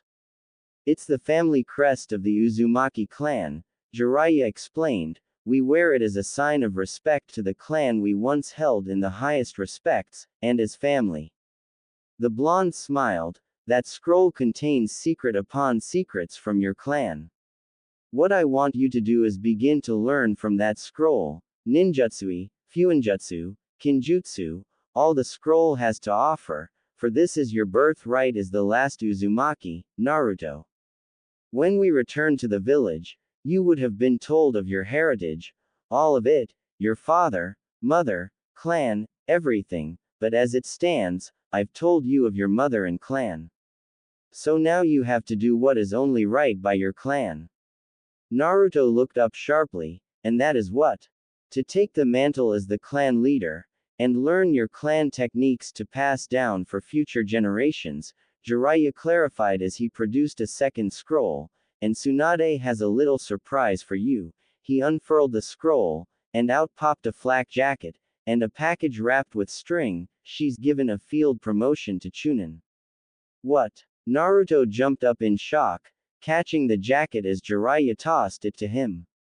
Naruto's smile was almost as bright as his jumpsuit. You mean I'm finally a Chunin?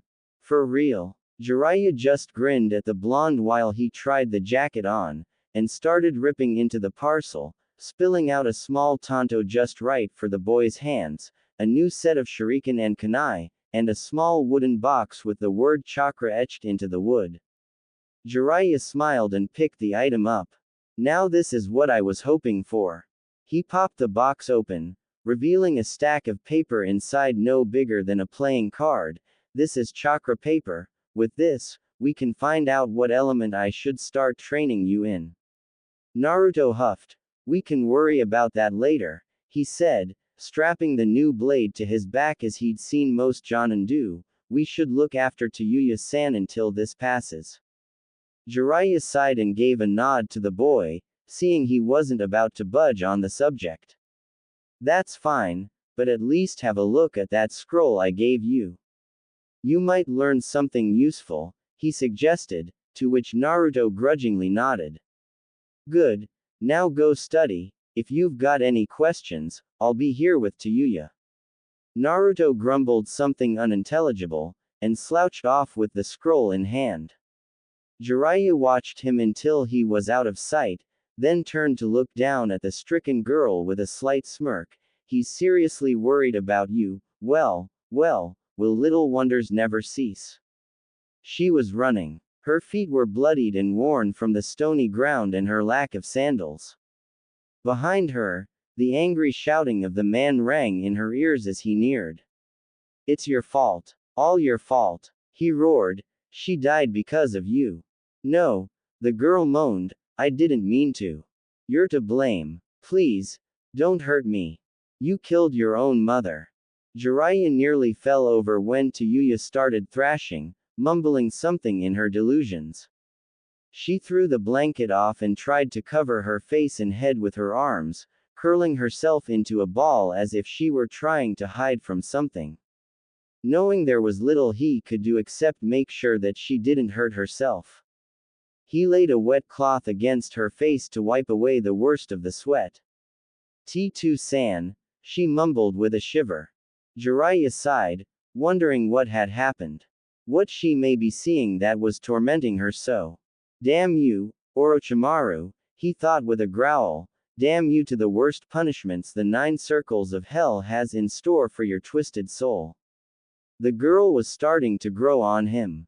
Her fiery attitude, quick temper, and sharp tongue reminded him greatly of Kushina. So many things were similar to back then. The day he had met Kushina, he remembered that Minato was, for the first time since he'd taken the boy on as a genin, to be truly happy. And it was the first time he had seen the boy laugh so much. The first thing Jiraiya had done upon seeing the two together was ask Minato if he'd finally taken his advice and gotten himself a girlfriend. And that had resulted in a painful memory. The dear, sweet little firecracker had flown into one of her soon-to-be famous rages, and pummeled both him, and, for reasons unknown then, Minato. From then on, it had been a wild ride watching the two fall further in love to that faithful night when Kushina was taken by Kumo. By then, Minato was a jonin, and well on his way to being the village's greatest shinobi. Jiraiya couldn't have been prouder. Yes, Tayuya had the same personality as Kushina, that was certain. Except, Jiraiya chuckled at the memory, Kushina's verbal tic that Naruto had often displayed in excitement. Naruto, meanwhile, had found himself a tree to sit under while he debated looking at the scroll. Sure, the idea of learning the techniques of his clan was exciting, but also daunting. He was just like Sasuke in a way. The last of his clan. But there was a difference. He wasn't going to let that get to him. Sasuke had let it eat away at him until it became his obsession. Killing Itachi. Reviving his clan. Power. It was beginning to become clear to him. Naruto sighed. He would never be able to keep his promise to Sakura. Not as long as Sasuke was so hellbent on revenge, and gaining power. Those that break the rules are scum, Kakashi's words echoed through his mind, but those that abandon their comrades are worse than scum. It was the first, and only lesson that he remembered being taught under the Jonin. One he took to heart. Thinking about what you've missed, brat? The Kyuubi asked. You should know. Naruto sighed back, can't you hear my thoughts? Only when you allow it, the fox said, Now why are you not reading that scroll? I know for a fact that the Uzumaki scrolls would help you greatly. Naruto was a little surprised that the fox was interested in the scroll, but not completely. The fox had more than made it clear that he needed to be stronger than he was to be worthy of his power, and not just use it when he was about to die. Wordlessly, Naruto slipped his band off the scroll and unrolled it. In the center of the paper was a sealing matrix around a blank square the size of a hand. Curious, Naruto touched the space with his fingers, and felt something strike his fingertips, a drop of blood falling onto the square. The drop steamed and melted into the paper. The matrix lit up and swirled around into the Uzumaki spiral, and then into one black spot on the scroll. The spot lit up in an almost blinding white light and Naruto was forced to cover his eyes for a moment. Greetings, young Uzumaki. Naruto snapped his eyes open at the sound of the voice. In front of him, standing in the light, was a small figure of an elderly man. His hair, what was left of it, was stark white, and he was dressed in violet robes with the Uzumaki swirl evident on his chest. I am Aizen. The Shodai Uzukage. Know that only those of Uzumaki blood can access this scroll and its contents. But there is a limit to how much I can teach you. He explained, we of the Uzumaki were of many houses. I have asked my future descends to catalog any and all techniques vital to our clan within this scroll so that my consciousness could teach you. However, only those of my line are allowed to learn the most important techniques. Should you not be of my line, then I cannot teach you what you need to know as a clan head. Now, young Uzumaki, prepare yourself. For I am now awakened to my task, and shall give you all the knowledge that I can. I pray that I now teach the new clan head of the Uzumaki. May the Raikudo Sennin guide you to the path of Ninsho. With that, Naruto's mind exploded as the seal roared to life once more. Red strands shot from the scroll, and bore into his body, filling him with all that the scroll had. Equals inside Naruto's mind equals. Naruto felt sick. Sicker than he had ever felt, and he never got sick. You are such a weakling, said the rumbling voice of the Kyuubi, to think that you would pass the test of the maelstrom. I underestimated you, brat. Naruto whipped around, saw that he was back inside the seal, with the fox glaring down at him as usual, though now there seemed to be one more guest. Aizen was chuckling at the boy. Surprised to see me, Gaki.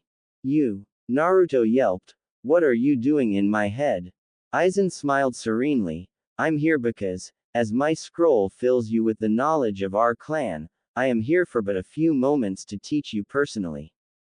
He said, watching the boy's eyes go wide, as you may guess, this means that you and I are directly related somewhere along the lines, though I can see that you are not full-blooded. He chuckled again, but, I can sense that you are indeed an Uzumaki through and through. So, I'm related to the Uzukages. Naruto breathed out in disbelief.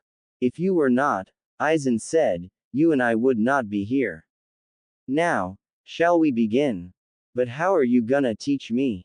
Naruto asked. I know cage bushins are useful that way, but... Oh, misunderstand, Aizen smiled. I will be doing to you in here as I did to you on the outside, but these techniques are completely different than what your body is learning now. With this knowledge, you could easily rebuild the clan someday should you have many male heirs. Now, as to how, it will only take a moment, but take heed, you will need to practice. The fox chuckled darkly behind the two ninjan. Oh, this is going to be deliciously painful. Naruto gulped his eyes inside and nodded in agreement. Well, Aizen said with a faltering smile, shall we begin? Real world. Jiraiya was keeping a watchful eye over the sleeping girl when yet another scream erupted from the forest. The old sage nearly had a coronary when he recognized Naruto's voice. Glancing at Tayuya for a moment, making sure she would be all right, Jiraiya was a red blur across the clearing where Naruto had gone off to. What he came upon was far more shocking than he had anticipated. Naruto had opened the scroll, and the scroll had a hold of him. A glowing sealing matrix had wrapped itself around Naruto and appeared to entering his body. Oh, well, that's a new one. Jiraiya was at a loss for words. Seeing a seal act like this was far beyond him, but this was an Uzumaki scroll he was looking at. Of course it would be different than normal scrolls.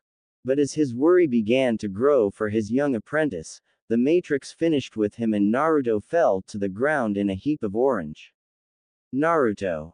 Jiraiya was at his side in a moment. But the blonde was completely knocked out, though he seemed fine, physically, at least. The sage quickly picked him up and made his way back to camp. Tayuya woke up just as the sage was making Naruto comfortable on his roll. Seeing the blonde, she said, "Jisen, what happened to Shithead-kun?" Jiraiya gave her a small smile. "Awake, are we? How are you feeling?" Tayuya gave him a half-hearted smirk. "Trick question, right?